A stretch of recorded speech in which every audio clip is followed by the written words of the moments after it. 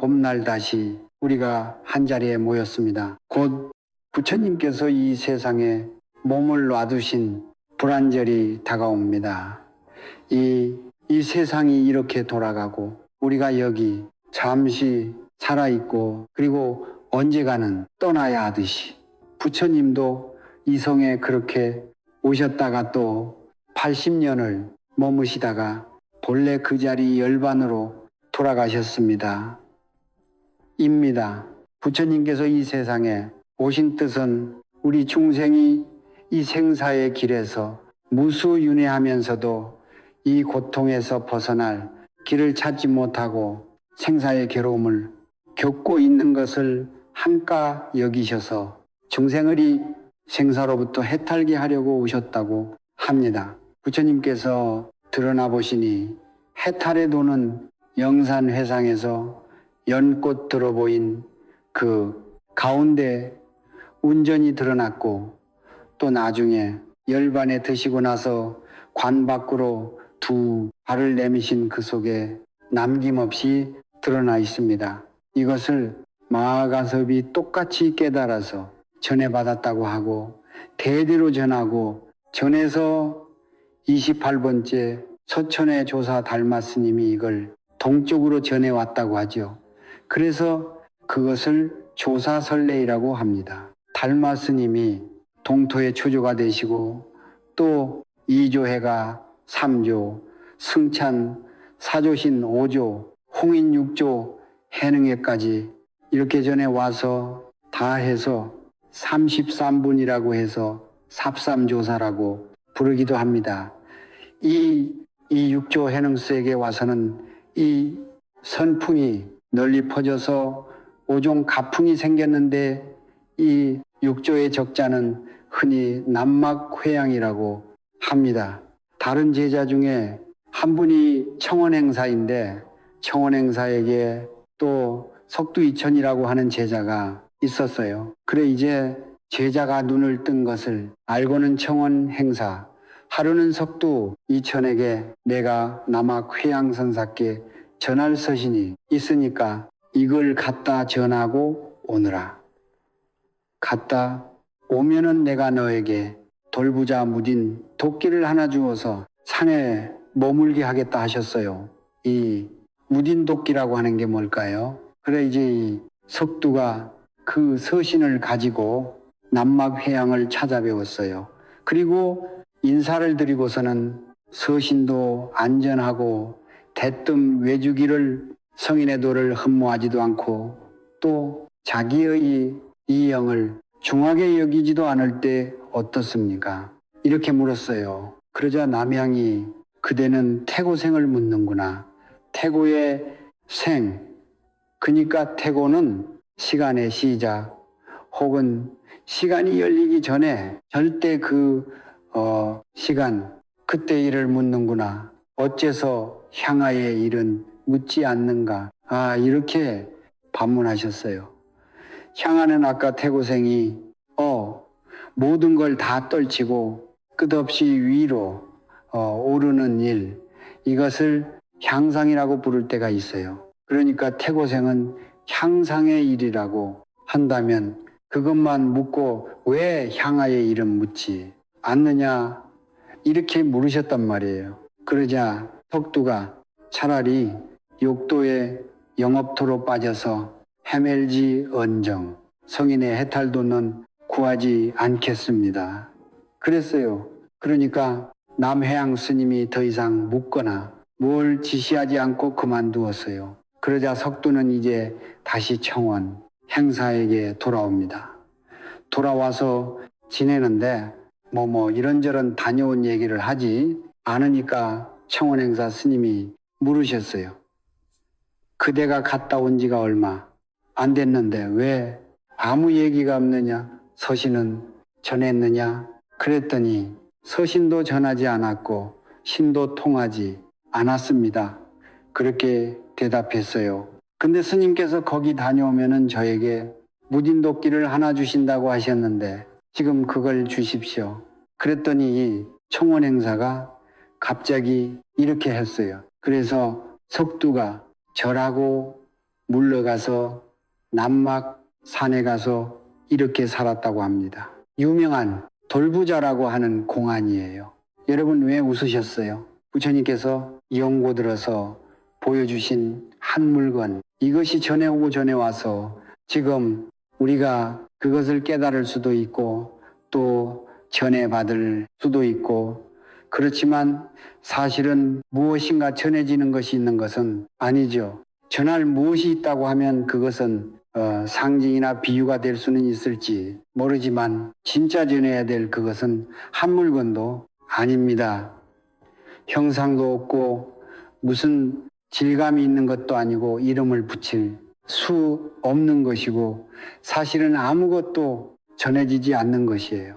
이미 우리가 가지고 있는 것이고 늘 쓰고 살아가는 것이지만 찾아보면 찾을 수 없는 그것입니다. 그것을 부처님께서 이렇게 보여주신 거고, 방금 돌자를 달라고 하는 제자에게 청원 행사 스님이 발을 내밀어서 보여주신 것이죠. 자, 우리 법화림에 다닌 지가 오래되신 여러분, 또 불문에 든 지가 오래된 여러분, 그래도 불법의 정수는 지식을 배우는 것이 아니고 이 모든 것의 근원인 그 종지를 꿰뚫는 것이라고 듣고 신심을 내고 그 길로 가고 있다고 생각하는 여러분은 이런 공안에 어둡지 말아야 했습니다.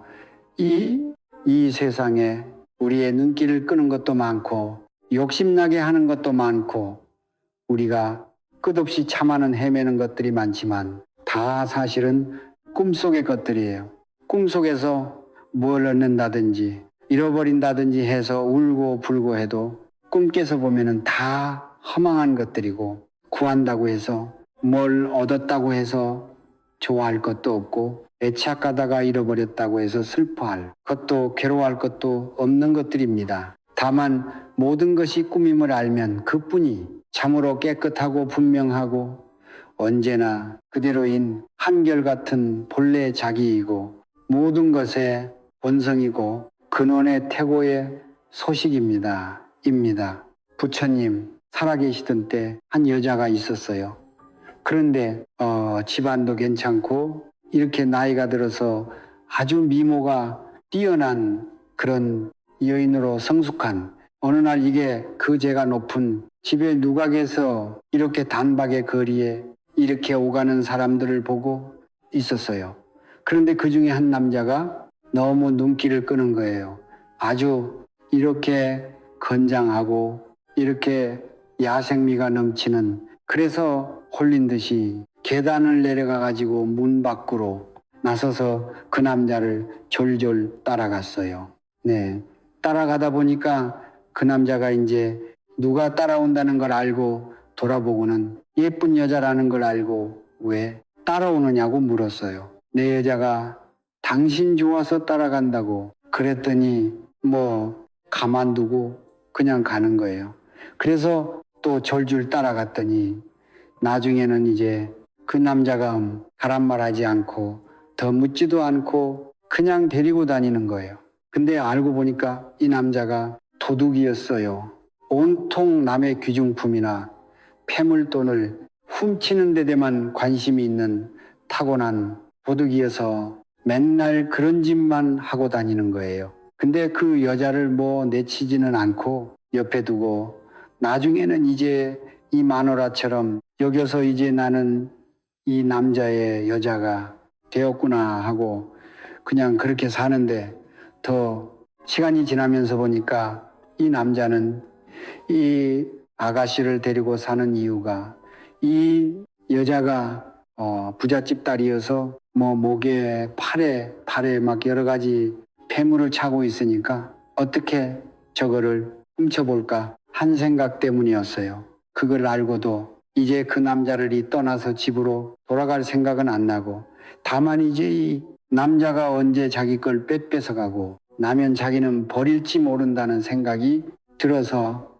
항상 자기 폐물을 귀하게 생각했어. 목숨처럼. 그래서 그걸 안 뺏기려고 항상 챙기고 잘 때도 챙기고 그랬더니 그 남자가 이제 그래도 이게 도둑이지 강도는 아니었던가 봐요.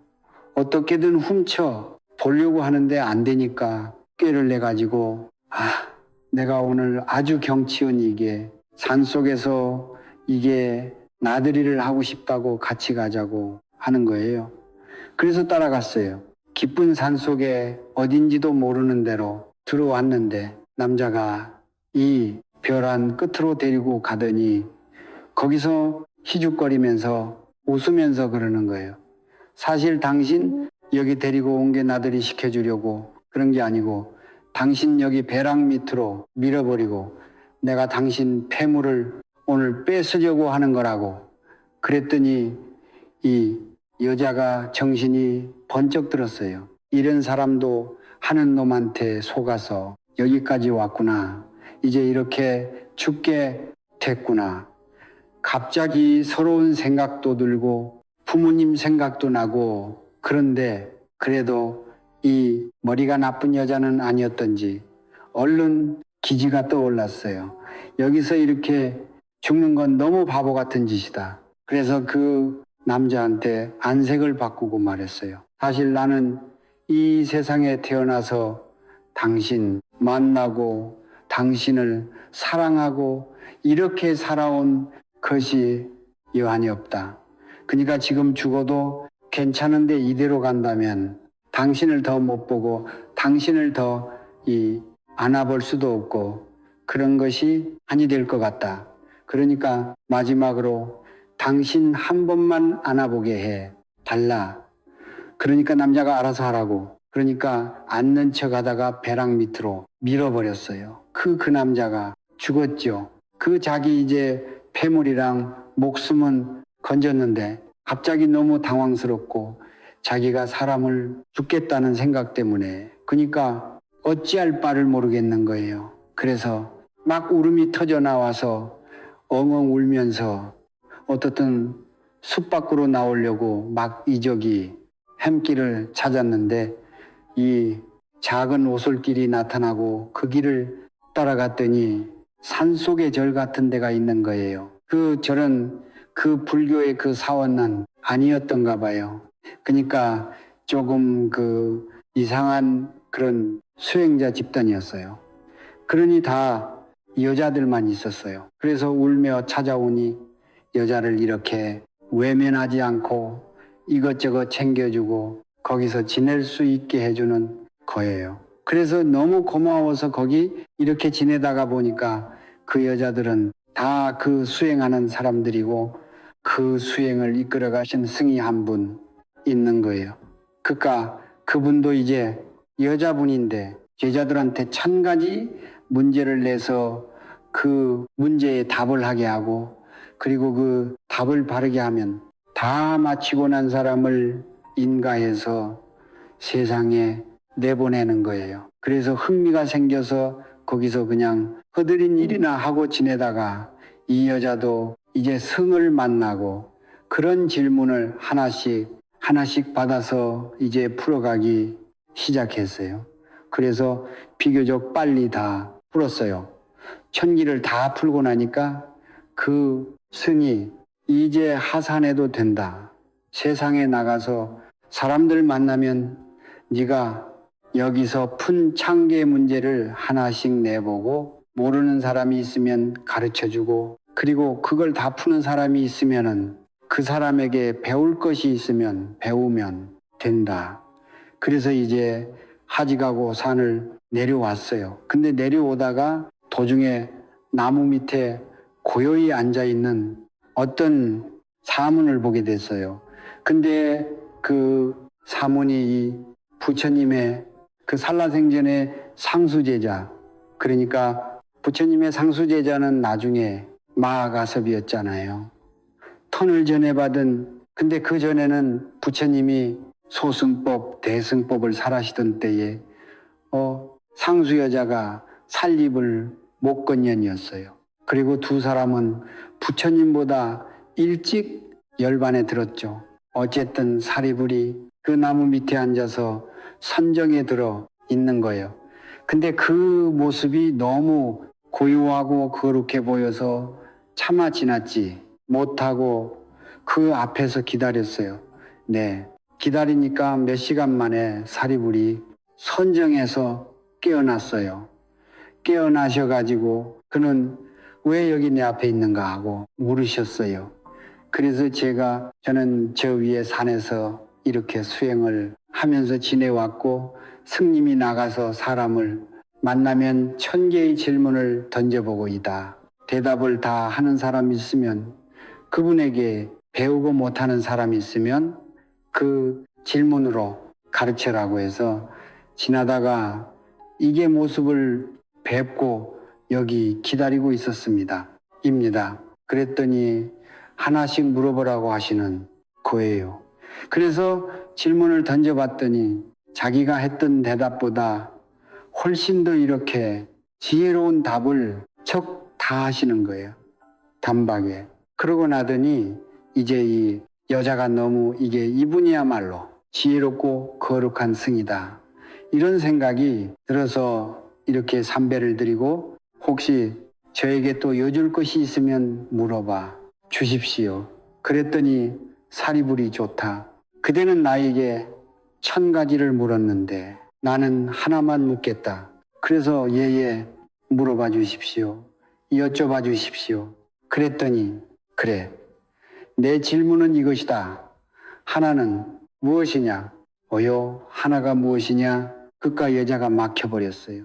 그 저를 가르쳐 주시고 저의 승이 되어 주십시오 해서 그 여자가 그 길로 이제 수행을 하다가 깨달음 얻어서 안이 되었다고 해요. 불법의 핵심 종지는 이 하나를 깨닫는 것입니다. 하나를 꿰뚫고 그것을 안다기보다는 그것과 하나가 되는 일이에요. 개합하는 일. 그래서 수많은 불법의 교리를 낱낱이 배워서 아는 것보다 그 하나를 꿰뚫어 버리는 것, 하나와 개합하는 것, 하나를 깨닫는 것, 이것이 불법의 종지를 깨닫는 일이고 전해받는 일이고, 그것을 이 세상에 드러내는 일이고, 일체 중생을 또 제도하는 일입니다. 그래서 그 하나를 어떤 물건이라고 말할 때는 한 물건, 일물자 이렇게 말하기도 하지만 그것을 시간적으로 이야기하면 태곡, 절대시간, 이전의 시간 이렇게도 말할 수 있고, 어디라고 말한다면 마음 자리, 모든 것의 근원 이렇게 부를 수도 있고, 그리고 그것을 어떤 때는 한 가지 일이라고 말하기도 합니다. 이 세상에 수많은 일들이 진행되고 있고 우리도 쓰면서 별별 일을 다 하고, 어떤 때는 의도를 가지고 마음을 기울여서 죽으라고 하기도 하고, 어떤 때는 하는 줄도 모르고 무의식 중에 하기도 하고 하잖아요. 근데 이 여러들을 다 하나로 말한다면 그게 무슨 일일까요? 이것을 일대사라고 하는 거예요. 그러니까 그 하나에 그것이 이게 해가는 일이란 뜻이에요. 하나에 그것을 부처님이라고 한다면 이 일대사는 곧 불사입니다. 부처님의 일. 그 하나의 일에 통달한다는 것은 우리가 개체적인 자의식을 가지고 이걸 할까 저걸 할까, 이것도 해야 되고 저것도 해야 되고, 사는 게 너무 번다 하고 피곤하고 힘드는구나 이렇게 느끼는 이 많은 일들을 다 놓아버려도 되는 계기 같아요. 이 일대사를 깨닫는 거는, 그러니까 내가 더 이상 뭘 애할 필요가 없는 나는 무사인이 되는 그런 길이에요. 이것이 다 사실은 우리가 추구하는 가장 자유롭고 또 편안하고 행복한 삶의 모습이에요. 무사인이 된다는 거. 옛날에는 뭐 왕이나 돼야 뭐든지 마음대로 할 수 있고, 또 뭐 굳이 남이 시키는 일 뭐 이런 걸 안 해도 되고 하는 그런 자리라고 했잖아요. 근데 사실 보면 왕도 정말 많은 일들이 있어요. 그 수많은 일들이 다 만만치 않은 일들이에요. 끝없이 누군가가 자기 자리를 탐내고 넘보고 또 뒤집어서 뺏으려고 하니까 계속 거기 거라고 아주 불안한 그런 자리죠. 진짜 무사인이 되는 것은 이 세상에서 그렇게 권력이나 이렇게 높은 자리를 얻어가지고 할 수 있는 것이 아니고 자기 안에서 이 모든 것을 해가고 있는 하나의 그것, 한 물건, 하나의 주인, 그것을 깨닫는 것을 통해서 필요도 가능해지는 것입니다. 또 그럴 것이 이것이 주인이고 이것이 모든 것을 다 하고 있고 모든 것은 다 이것의 그림자이고 꿈과 같은 것이잖아요. 꿈 얘기를 조금만 해볼까요? 저번에 소환보살님 우리 그 법회 때 버스로 사람들 인소해서 오시는 보살님이 꿈을 통해서 이게 뭔가 이게 자기 존재를 흔드는 머리를 치는 그런 경험을 했다고 해서 지난번에 질문을 하셨는데 제가 대답할 시간이 없어서 법퇴한다고 했거든요. 그분이 초기에 여기 오셨다가 저 방에서 이게 잠을 자다가 꿈속에서 뭘 이렇게 보게 됐나 봐요. 그 잠꼬대처럼. 근데 이제 여기가 리였다는 것을 잊어버리고 집인 줄 알고 어디 스위치를 익숙한 벽에 어디를 더듬어서 켜려고 했던 양목도 안 잡히더래요. 그러다가 뭐 소원보살님 어디 계세요? 예. 그 꿈 얘기 정확히 한번 해 보실래요? 제가 절에 처음 봐야, 예. 다른 데 가볼지가 안 처음 방에서 자게 있어서 그게 3명이 자게 됐어요. 한 사람은 제가 안 된다고, 한 사람은 이제 처음, 예. 제가 이런 얘기 그냥 절에서 이러면 이게 예면비교회에서는 간증이라고 하듯이 제가 막 사람들한테 막 말하는 얘기거든요. 근데 처음 별에 와가지고 이제 지대방에서 자다가 내가 득도했노라 이러면서 막 사람들한테 말하는 내용인데요. 거기다 이렇게 3명이 자다가 제 옆에 자던 사람이 이제 머리를 제 발 쪽에 두고 잤나 봐요. 근데 제가 이제 자다가 탁 그 사람을 건너려 갔고 이 사람이 일어나서 다 깨어요. 네. 저는 이제 순간적으로 여기가 절인지를 잊어버리고 저희 집 안방인 줄 알고 막 서로 3명이 다 일어나가지고 이러는데 저는 순간적으로 그 사람이 제 딸인 줄 알았어요. 근데 제 딸은 그때 이제 미국에 있었는데 제 발 밑에 있으니까 제가 너무 놀란 거예요. 너무 놀래가지고 이제 벽을 막 이제 불을 켜려고 손을 뻗었는데 집에서는 손만 뻗으면 불이 켜지잖아요. 근데 아무리 벽을 이렇게 더듬어도 불이 안 켜지니까 제가 너무 당황을 한 거예요. 그래 가지고 막 소리를 지르고 그때 막 그랬는데 그때 법당에서도 여러분이 주무셨어요.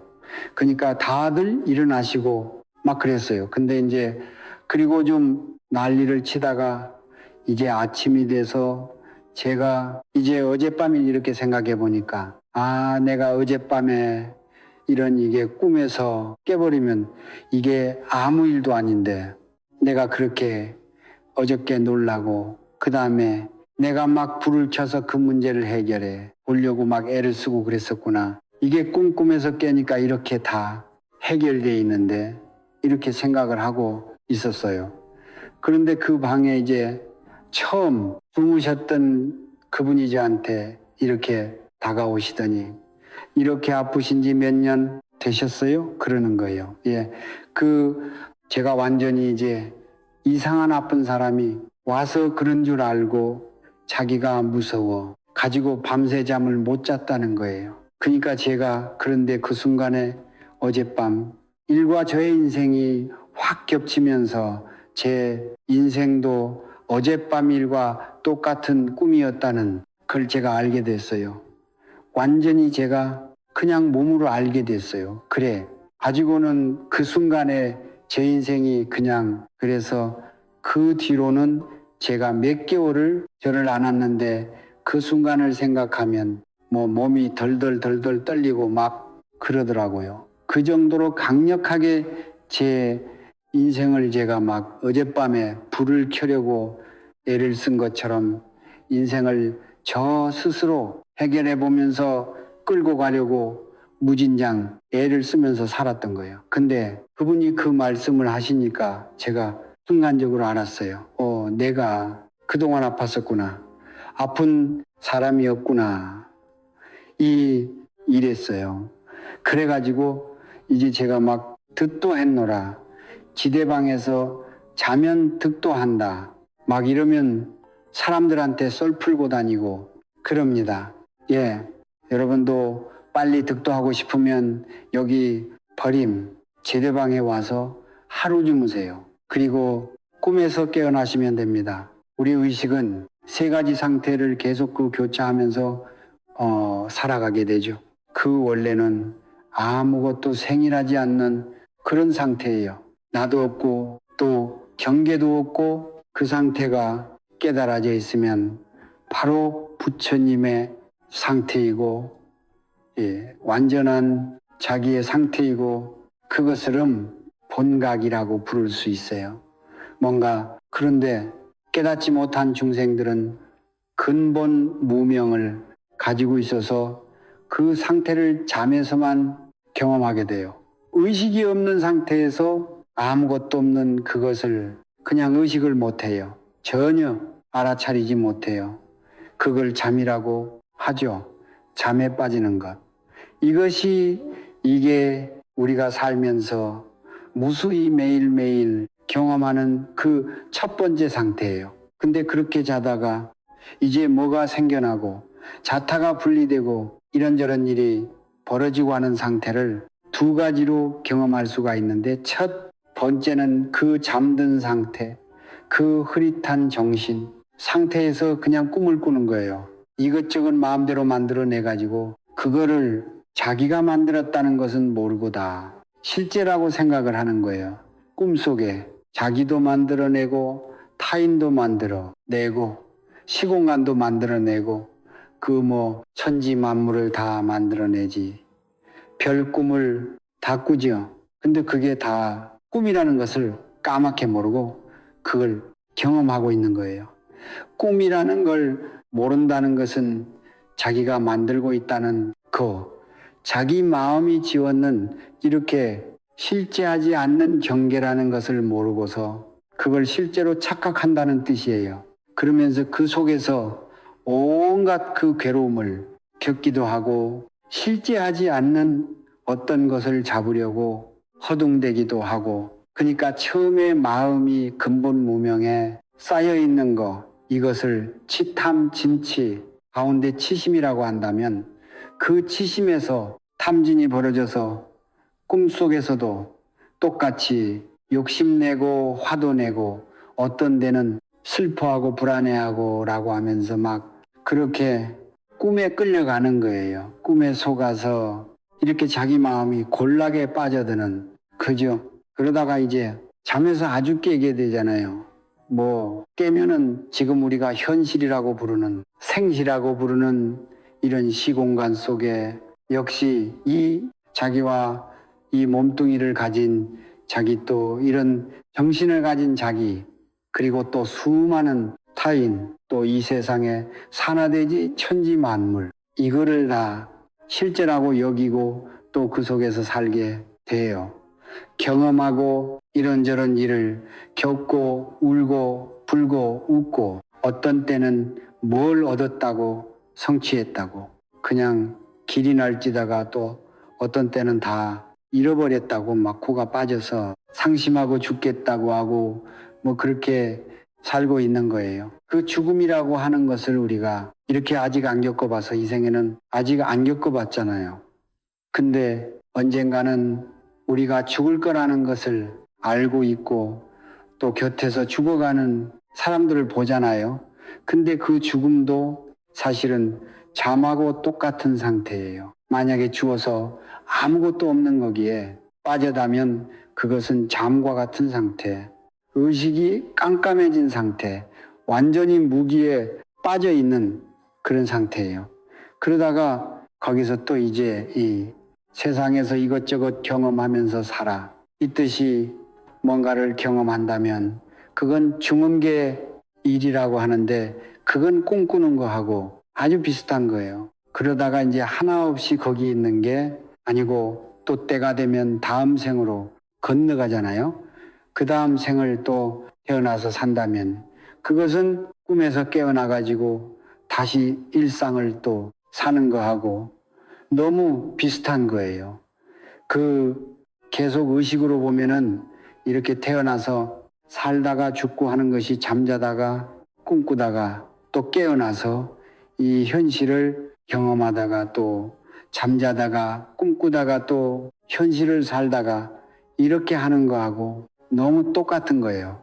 계속 우리 의식이 어떤 상태에 있는가 이런 문제지. 사실은 생사라든지 뭐 꿈속에 이런저런 일이라든지 이런 그는 다 우리가 그렇게 실제라고 착각할 뿐인 것이에요. 실제가 아니라는 말은 그게 진짜 있지 않다는 말이잖아요. 다 허상이고 환영이라는 뜻이에요. 그러니까 이것을 깨달아 버리는 거. 아, 이게 다 환영이었구나 하고 깨닫는 거. 혹은 이게 다 마음이 지어낸 마음의 움직임, 마음의 작용, 마음의 어춤, 마음의 꿈과 같은 것이었구나. 이렇게 깨닫는 것. 이것이 이 우리 의식이 이렇게 생사중, 생사중유, 그리고 현실, 현실잠 꿈, 막 이것을 반복하는 거하고 똑같은 거예요. 그 여기서 벗어나는 거, 이것을 해탈이라고 하고 꿈에서 깨어나는 것과 같은 표현으로 깨달음이라고 말하기도 하는 거예요. 깨달아서, 깨워서, 그러니까 본래 상태, 본각의 상태, 우리 본래 존재로 돌아간다는 말이에요. 그러니까 이 정신을 가지고 있는 존재들, 어를 가지고 있는 모든 존재들이 필연적으로 이 생사에서 혹은 잠과 꿈과의 현실의 이 시간 속에서 겪는 온갖 괴로움, 슬픔, 두려움 이런 데서 다 벗어나는 게 길. 이것은 깨달음밖에는 없는 거예요. 다 이것이 헛된 것이로구나. 그리고 그 근원에 그것 꿈꾸는 자의 모든 화상을 만들어내는 자, 이것만이 실제 존재이고 그것이 진짜 나로구나. 참 나로구나. 원래 자기로구나. 내 근본의 성품이로구나. 이렇게 깨닫는 것. 이것이 필요한 거예요. 그 외에는 다 사실은 꿈속에 속는 일이고 꿈속에서 뭘 어떻게 해가지고 내가 원하는 것을 얻는다든지 싫어하는 것을 물리친다든지 그렇게 한다고 해도 그걸로 우리가 정말 바라고 있는 완전한 자유나 행복은 얻어지지가 않는 거죠. 우리 본래 마음은 성성적한 것이라고 합니다. 그리고 그 본래 마음을 깨닫는 길도 자기 마음을 성성적적하게 그렇게 몰고 가야 돼요. 그렇게 잡들려 하고 그렇게 챙겨가야 돼요. 그 길밖에는 없어요.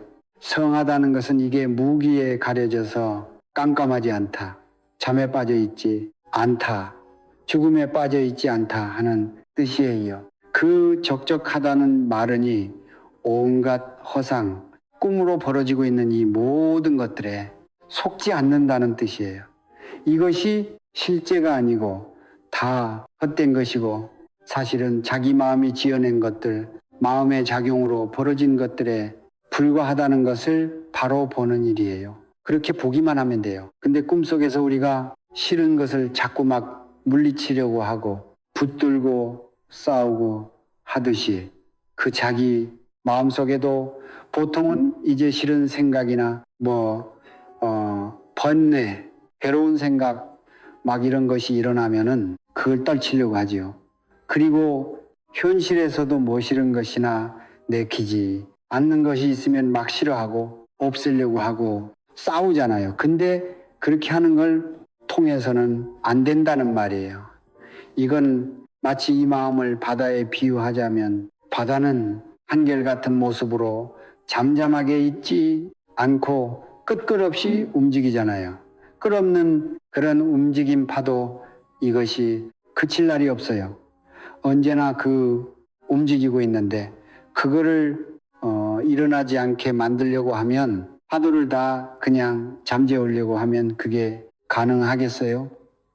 파도를 하나를 누르면 다른 데서 또 파도가 일어나고 끝없이 파도가 파도를 낳고 해서 이제 힘들기만 하고 이건 될 수가 없는 일이로구나 이렇게 낙담하게 되겠죠. 그러니까 우리 마음속에서 끝없는 번뇌가 일어나는데 그 번뇌하고 싸워서 그걸 없애려고 하는 것은 파도를 다 눌러가지고 잠재우려고 하는 일처럼 불가능한 일이에요. 근데 흔히 그렇게 하게 된다는 말이 깨달음의 길을 모르면은 다 그렇게 싫은 거 있으면은 그것과 싸워서 없애려고 들게 된다는 말이에요. 그래서 보통 사람들이 다 괴로움이 없는 상태, 그게 이제 해탈의 상태 혹은 참으로 평온하고 행복한 상태라고 생각해서 그걸 추구하는데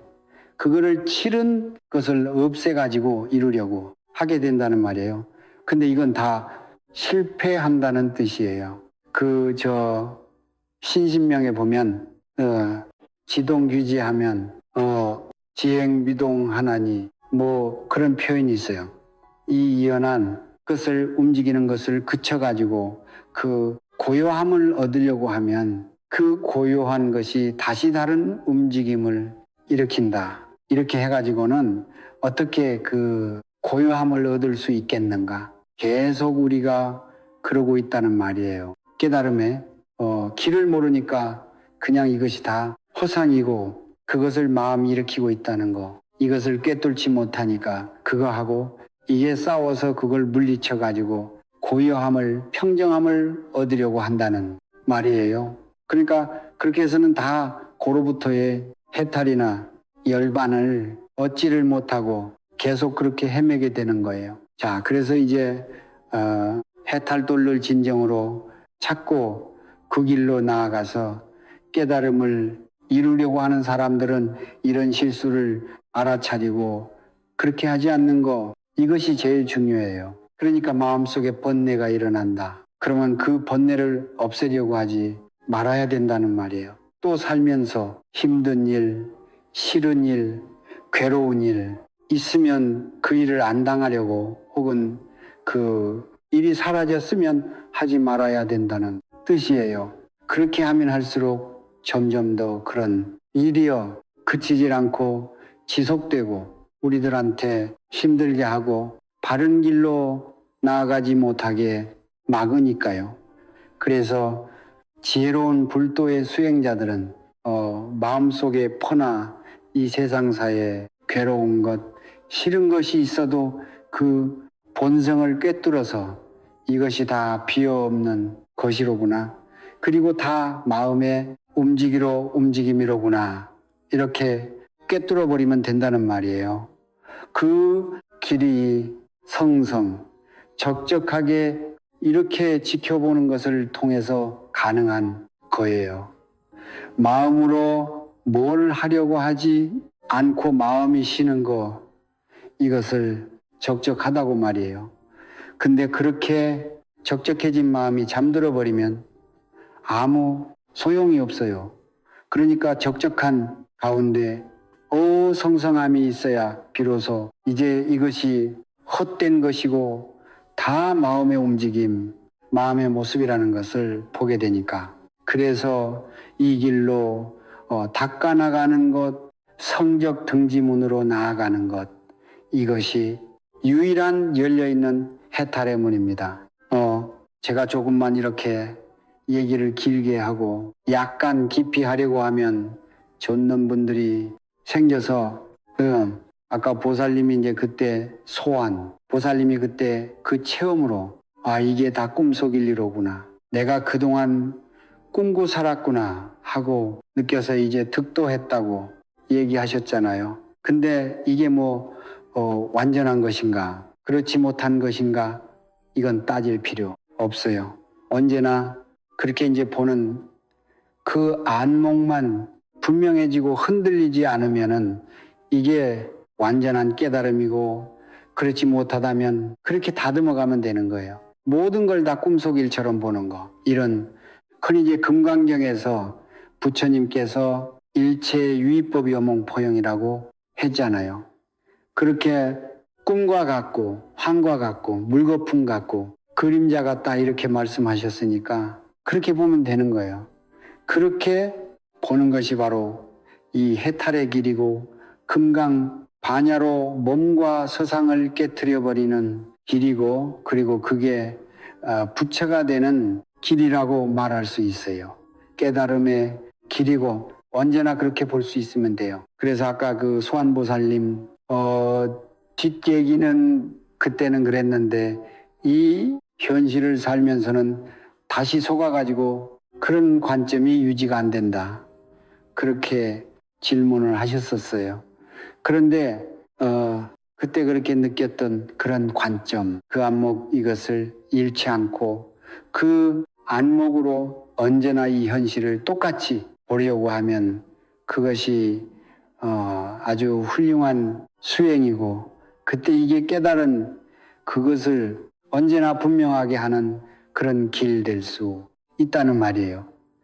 그리고 이게 보통은 우리가 현실에서는 이것들이 이제 진짜 발을 꼬집어 봐도 너무나 분명한 생시의 일이다, 이렇게 느끼고 살아와서 이게 아무리 이걸 꾸이라고 보려고 해도 잘 안 되잖아요. 그러니까 그 보살님은 이제 항상 이렇게 잠들었을 때 꿈이 어떻게 시작되는가 보자 하고 이렇게 벼르고 쳐다보고 있으면 이게 너무 수행이 잘 되는 그런 기분이 들고, 또 그러다가 잠이 들면 그전처럼 막 뭐 이런저런 악몽이 시달리지도 않고 너무 깨끗하게 잘 자고 난 느낌 때문에 잘 자다 그런 생각이 든다고, 그 목 디스크가 있어서 잠도 잘 못 자고 막 그랬는데 그런 것도 다 잊어버리고 그렇게 편히 자고 또 마음도 깨끗해지는 것 같아서 그런 수행을 계속 해보겠다고 그렇게 하셨는데, 그 좋은 방법이에요. 집에도 꿈으로 하는 수행이 있다고 하거든요. 항상 이렇게 꿈꾸듯이 그렇게 꿈속에 들어가 가지고 수행을 하는 거예요. 근데 꿈은 이제 자다가 꾸게 되는 거잖아요. 그래서 우리 의식이 현실의 만큼 의식이 밝은 면, 성한 면, 이것이 좀 떨어져 버려요. 그랬을 때 이제 꿈이 벌어지는 거거든요. 근데 이제 잠에 들어갈 때는 마음이 적적해지는 힘은 강하거든요. 그러니까 평상시에 일상에서는 마음을 쉬려고 해도 좀처럼 쉬지가 않는데 잠이 들면 이제 편안해지면서 의식이 막 그렇게 산란하게 움직이지 않게 된다는 말이에요. 그러니까 이렇게 잠들듯이 그렇게 고요해서 가면서 그 적적함 가운데 아까 이제 그 꿈이 어떻게 오나, 언제 오나 보자 하고 이렇게 본다고 했잖아요. 그게 바로 성성한 힘이거든요. 마음의 힘. 그 성한 마음의 힘은이 다른 이제 불교 용어로, 선적인 용어로 조라고 말해. 비추는 작용이 있는 거예요.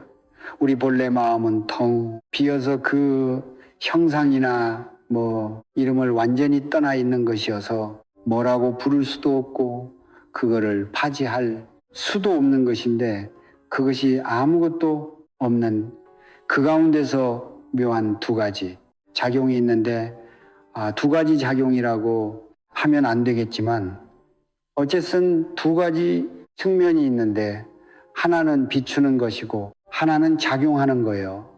쓰이는 거이. 비추는 것을 조라고 하고 쓰이는 것을 용이라고 한단 말이에요. 그래서 이제 이 두 가지 측면에서 이제 선에서는 이 우리 마음이 어떤 때는 먼저 비추고 그 다음에는 마음이 작용해서 쓰이고 그러니까 선조후용한다. 그리고 어떤 때는 자기도 모르게 먼저 작용을 하고 그리고 나서 이게 어떻게 되는지를 비춘다. 이렇게 말하기도 하고 튼태는 조용히 동시다. 비춤과 쓰임이 동시적으로 일어난다.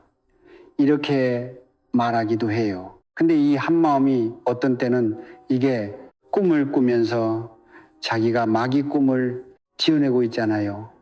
이건 마음이 작용하는 것이니까 마음에 용이 들어가고 용이 일어나고 있다고 말할 수 있잖아요. 근데 그 꿈을 꾸면서 또 자기가 꿈속에서 그 꿈을 경험을 하잖아요. 비추고 있잖아요. 그거는 이제 조의 기능이 이렇게 벌어지고 있다고 말할 수 있어요. 근데 그렇게 하고서 그냥 비추기만 하는 게 아니고 깨어나가지고 아, 내가 그런 꿈을 꿨구나 하고 기억도 하잖아요. 이것도 이제 그 비추는 작용의 어떤 측면이에요. 그러니까 그 기억 때문에 사실은 우리가 과거, 현재 이 미래의 시간을 자기 정체성을 가지고 연속적으로 이렇게 살아갈 수 있게 되는 거예요.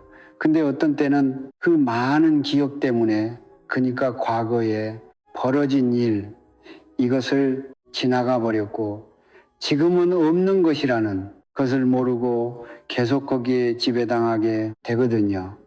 그러니까 기억 때문에 우리는 사실은 많이 힘들어요. 현실에 순간순간 느끼는 그런 괴로움보다 기억 때문에 느끼는 괴로움이 많아요.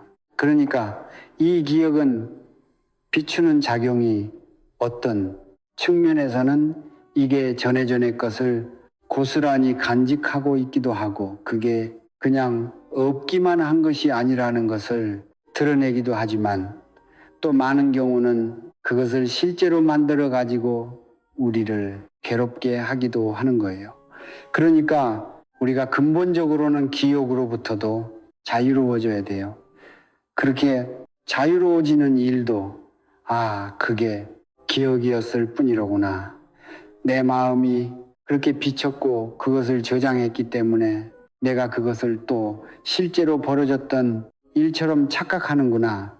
이렇게 깨닫는 걸 통해서 가능해지는 거죠. 그러니까 여러분들이 이제 이 일상에서 너무 산란한 것 때문에 수행이 힘들다 이렇게 느끼신다면 처음에 이제 마음을 고요하게 해야 되잖아요.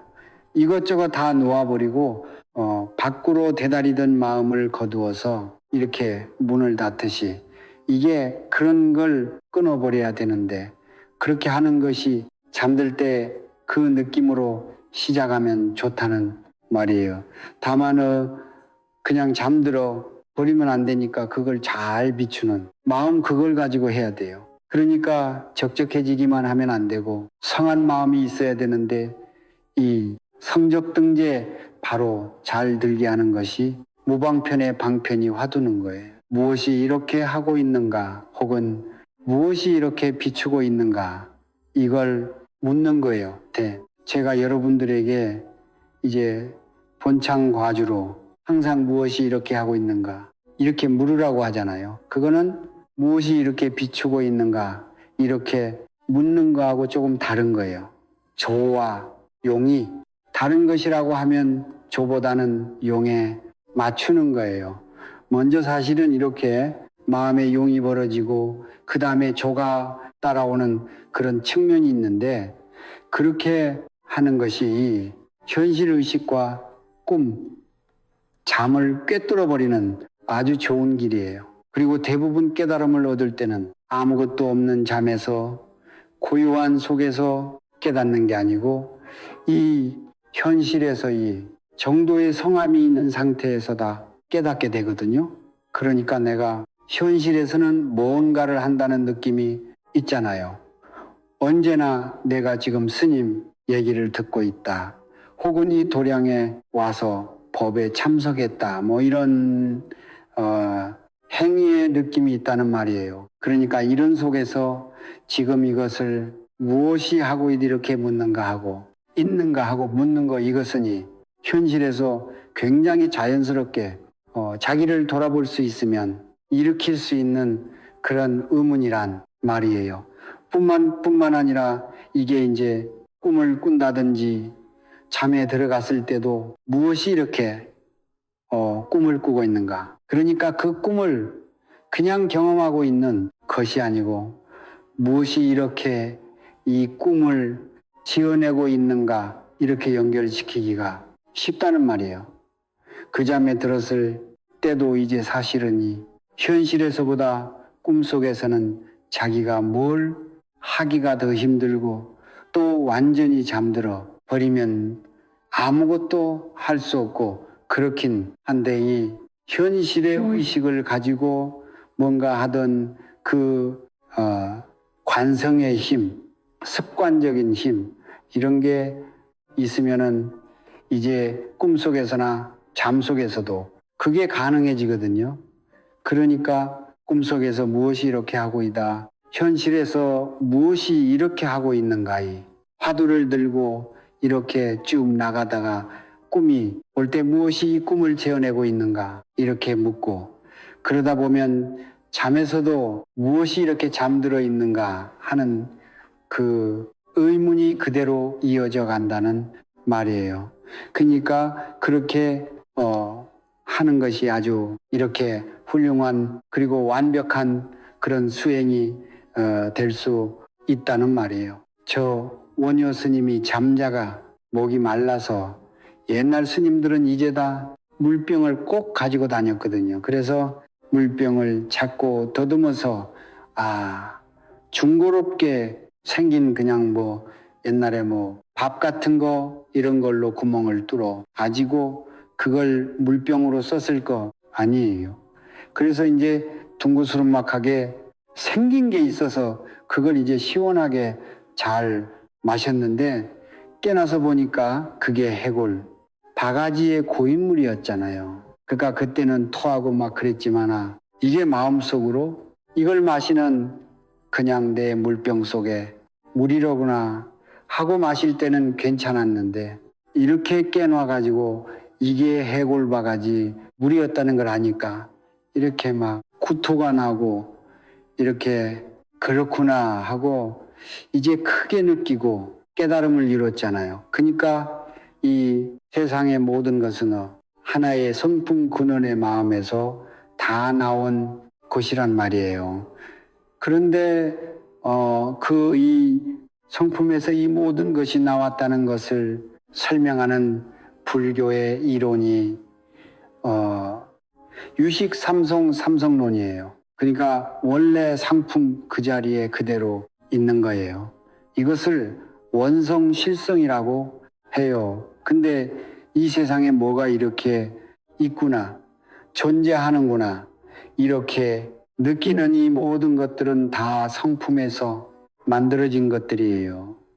성품의 의지에서 일어난 것들이에요. 이걸 의타기성이라고 해요.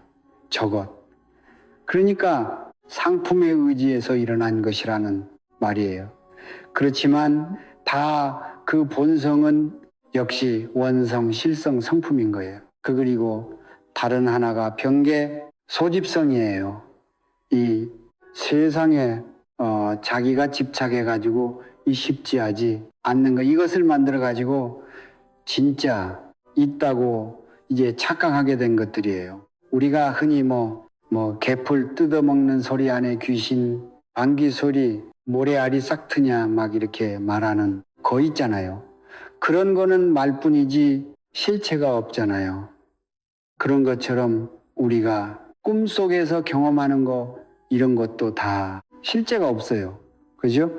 근데 자기가 지어가지고 그게 이제 진짜 있는 것처럼 착각하는 거거든요. 그러니까 원효 스님 마신 그 자기 물병 속에 맑은 물, 그거기 없었잖아요. 해골 바가지 물을 마실 때는. 그런데 이제 그거를 맑은 물이라고 해골 바가지 물을 맑은 물이라고 느꼈던 거. 그건 이제 착각한 것이에요. 착각 속에서 그런 것뿐인데 그걸 실제라고 느끼는 순간은 이제 막 토하고 하는 거죠. 해골바가지 무렵구나 하고 그렇게 우리가 실제로 존재하지도 않는 것에 속아서 울고 불고 하는 것이 너무나 많아요.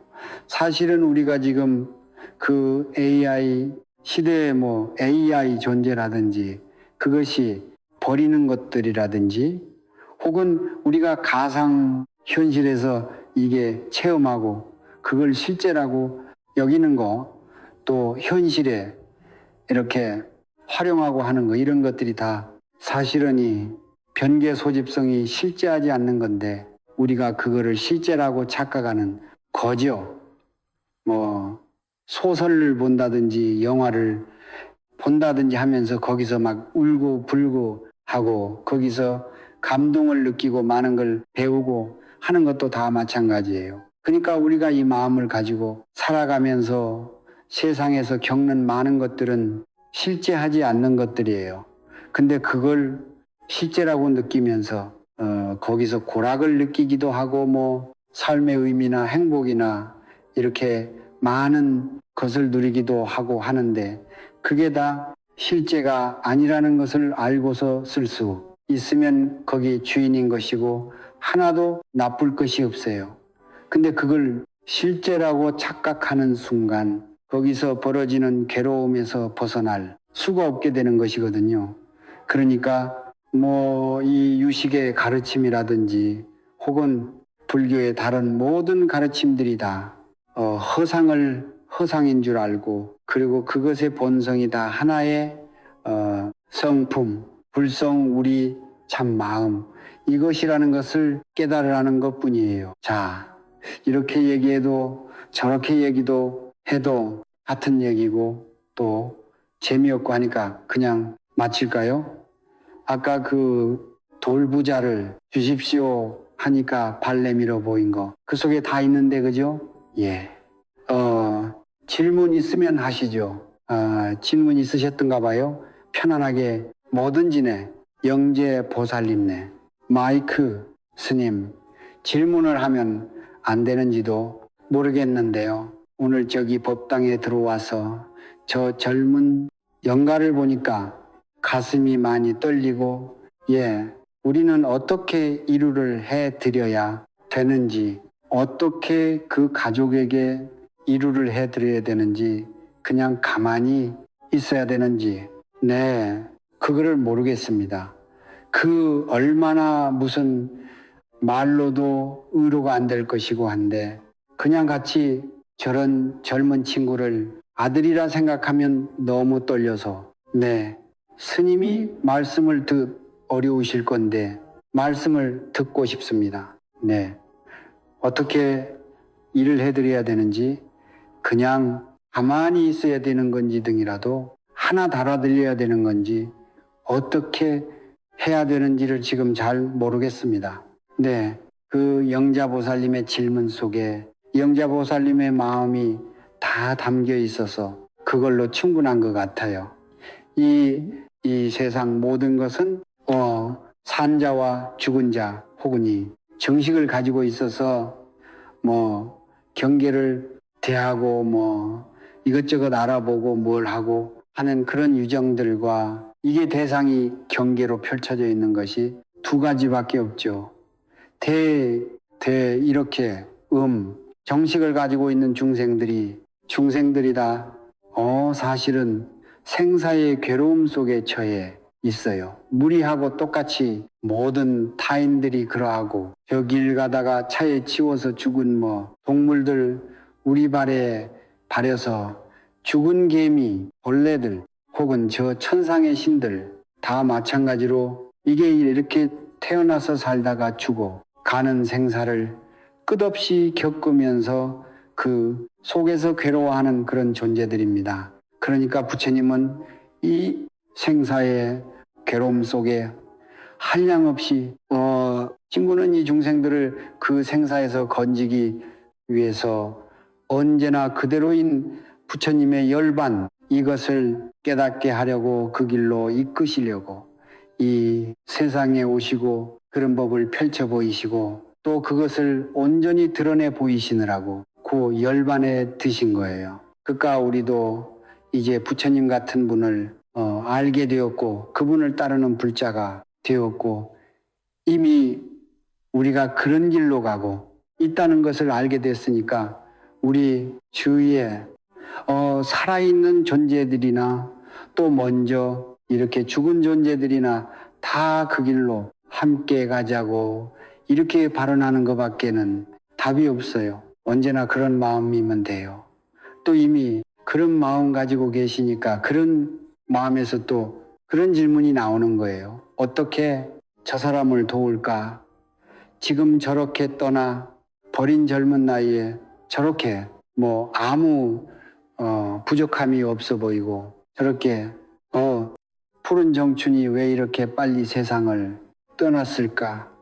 너무 안타까운 마음이 들고 지금 내가 아무것도 해줄 수 없다는 것 때문에 너무 힘들고 그럴지 모르지만 지금 내가 이 마음을 가지는 것 이것이 그대로 이 부처님이 처음에 이 도를 구하러 보살도의 길에 오르셨을 때 내가 이 수많은 중생들의 괴로움을 어떻게 해결해 줄까?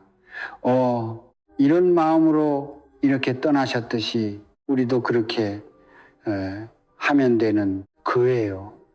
그렇게 하게 만드는 거예요. 그러니까 교체에서 우리가 보는 생사를 이보리도 깨달음을 얻어서 이 생사의 괴로움을 벗어나 열반에 이르는 그 길로 이게 함께 가는 그런 계기로 돌이킬 수 있으면 이게 아주 훌륭한 그리고 절대 거짓되지 않은 반드시 그 결과를 불러오는 그런 인행이 되는 거예요. 그렇게 나가시는 이것이 가장 큰 도움이고 이렇게 질문과 대답으로 봐도 이렇게 완전한 답이라고 말할 수 있습니다. 네.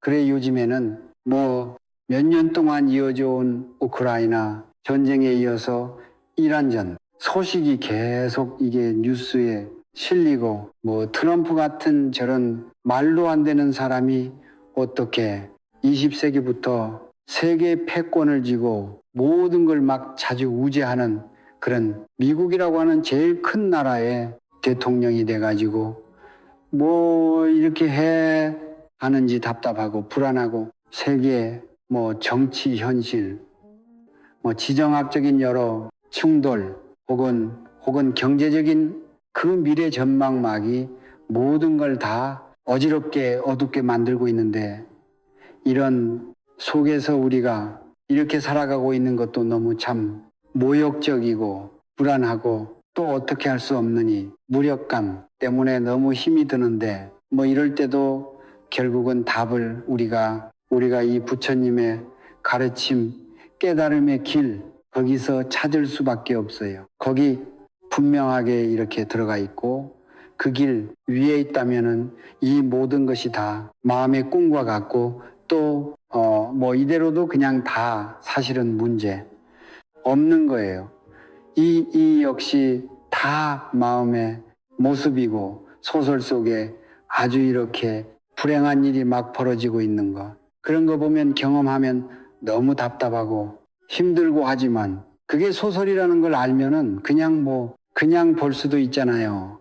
또 거기서 배우는 것도 많고 뭐 감동을 느낄 수도 있고 그런 거니까 그런 그 안목을 갖추는 거 그 안목으로 이 세상사 혹은 사람들을 보는 것 이것이 이 모든 문제를 사실은 근본적으로 해결해 주는 거예요.